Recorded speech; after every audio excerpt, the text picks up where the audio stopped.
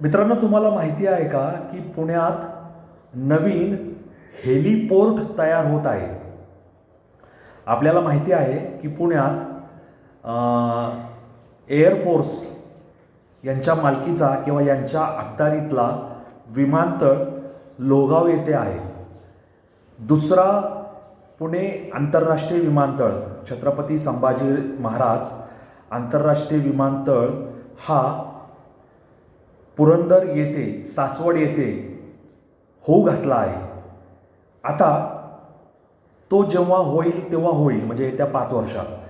परंतु पुणे येथील लोहगाव विमानतळावरील विमानांची ये जा आणि त्याचा कार्यभार वाढत असल्यामुळे पुण्यातील हेलिकॉप्टर, विशेषतः चॉपर यांची ट्रॅफिक किंवा यांचं दळणवळण, येणं जाणं हे सगळं नियंत्रित करणं अवघड होत चाललं होतं.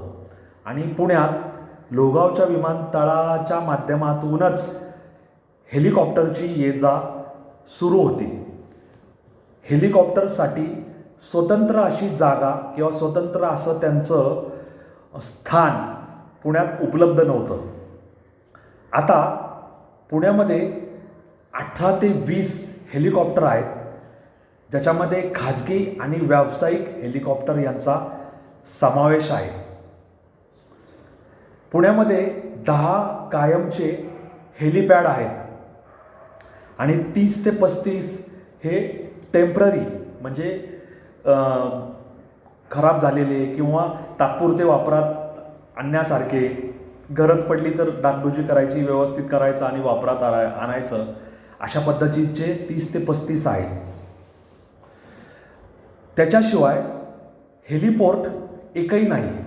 एक पूर्णतः हेलिकॉप्टरच्या येण्या जाण्याला किंवा हेलिकॉप्टरची देखभाल, दुरुस्ती, त्यांचं रखरखाव या सगळ्यांसाठी एक समर्पित अशी जागा, हेलिपोर्ट अस्तित्वात असणं फार गरजेचं होतं, जेणेकरून हेलिकॉप्टरचे विविध ऑपरेशन्स हे व्यवस्थित समन्वय त्याचा करता आला असता आणि ते एका ठिकाणी केंद्रित झाले असते. या दृष्टीने नवीन हेलिपोर्ट पुण्याजवळ होऊ घातलेला आहे. आणि तुम्हाला माहिती असेल की पुण्याजवळ हडपसर येथे ग्लायडिंग सेंटर आहे. म्हणजे हडपसर गाडीतळाच्या उजवीकडचा रस्ता जो दिवे घाटाकडे जातो, त्या रस्त्याला खेटूनच जवळपास 250 एकर जागेवर हे ग्लायडिंग सेंटर विस्तारलेलं आहे. आता 2024 पर्यंत हे ग्लायडिंग सेंटर हे director general of civil aviation यांच्यामार्फत हाताळलं जात होतं. त्याच्यानंतर ते 90 वर्षासाठी हे एअरपोर्ट अथॉरिटी ऑफ इंडियाकडे 99 वर्षासाठी भाड्याने देण्यात आलं. आता त्यामुळे हेलिपोर्ट करण्याची जी काही प्रक्रिया आहे ती मार्गी लागायला सुरुवात झालेली आहे आणि त्या दृष्टीने विकासात्मक अशी पावले पडत आहे. गेल्या वर्षी मेमध्ये या संदर्भात काही प्राथमिक कारवाई सुरू झाली होती.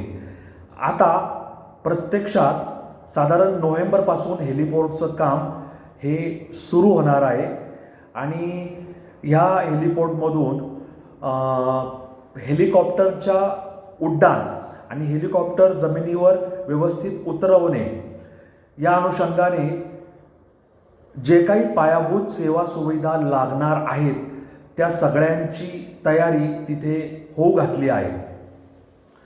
आणि ह्यामुळे काय होणार आहे तर हेलिकॉप्टरचं जे उड्डाण आहे त्याची कार्यक्षमता, म्हणजे हेलिकॉप्टर हाताळण्याची पुण्याची कार्यक्षमता आणि सुरक्षितता वाढणार आहे. कारण इथून पुढे पुण्यामध्ये हेलिकॉप्टरांचा, विशेषतः चॉपर हेलिकॉप्टरांचा वावर हा वाढणार आहे. कारण पुणे हे औद्योगिकदृष्ट्या, त्याच्यानंतर डिफेन्स संरक्षणाच्या दृष्टीने, IT क्षेत्राच्या दृष्टीने, त्याच्यानंतर बँकिंग असेल आणि आपले कॉल सेंटरच्या दृष्टीने अत्यंत महत्त्वाचं आहे. त्याच्यानंतर हॉस्पिटल म्हणजे वैद्यकीय सेवा सुविधा या दृष्टीने महत्त्वाचं आहे. पर्यटन पर्यटनाच्या दृष्टीने सुद्धा पुणे अत्यंत महत्त्वाचं आहे. त्याच्यानंतर व्यापारासाठी ये जा, देशांतर्गत विमान सेवांसाठी ये जा आणि रेल्वेवरील अवलंबित्व कमी होण्याची शक्यता या दृष्टीने पुण्याच्या विमानतळांना फार महत्त्व येणार आहे. आणि शिवाय विविध भागातून पुणे परिसरात येणारं पेरिशेबल आयटम, नाशवंत कृषी आयटम, त्याच्यामध्ये दूध, दुधापासून तयार होणारे पदार्थ, मीठ, चिकन, अंडी, भाजीपाला, फुले, फळे, म्हणजे ती पार अगदी कोकणातून आलेली असतील, पश्चिम महाराष्ट्रातून आलेली असतील, कर्नाटक, आंध्र प्रदेशमधून, सोलापूर, पश्चिम मराठवाडा, विदर्भातून आलेले असतील, या सगळ्यांचा भार छत्रपती संभाजीराजे आंतरराष्ट्रीय विमानतळावरच येणार आहे. आणि लोहगावचा विमानतळ, सासवड येथील नवीन होऊ घातलेला विमानतळ, या सगळ्यांच्या दृष्टीने हेलिपोर्ट म्हणजे ग्लायडिंग सेंटर, हडपसर येथे होणारं हेलिपोर्ट, ह्या सगळ्यांना पूरक आणि पोषक सेवा देणारं एक चांगलं केंद्र म्हणून उदयास येणार आहे, असं मी तुम्हाला आत्ताच सांगत आहे. आता कैकू ॲव्हिएशनचे ईश्वरचंद्र गुलगुले हे काय म्हणतात, a single well equipped heliport will provide adequate space for landing and takeoffs along with centralise point of coordination. म्हणजे मध्यवर्ती समन्वय साधण्याच्या सोबतच हेलिकॉप्टरचं टेकऑफ आणि उड्डाण हे एका ठिकाणाहून सोयीस्कर असं होणं इथून पुढं संभवत आहे, कारण हडपसर येथे हेलिपोर्ट होऊ घातला आहे. आता मी तुम्हाला सांगितलं की चॉपर पद्धतीच्या हेलिकॉप्टरचं उड्डाण पुण्यावर वाढणार आहे आणि त्यामुळे हे हेलिपोर्ट अत्यंत महत्त्वाचं आहे. आता ह्या हेलिपोर्टमुळे काय होणार आहे, तर हेलिकॉप्टरला फ्युलिंग म्हणजे इंधन भरण्याची फॅसिलिटी उपलब्ध होणार आहे. हँगर्स म्हणजे हेलिकॉप्टर पार्किंगमध्ये सुरक्षित लावणे, त्याच्यानंतर तिथली सगळी लाईट व्यवस्था, म्हणजे रात्री बेरात्री कधीही हेलिकॉप्टर उतरवायचं झालं तर त्याचे कोऑर्डिनेटर वगैरे सांगायचे, ते कोऑर्डिनेट अनुषंगाने त्यांना उतरवायला मदत करायची.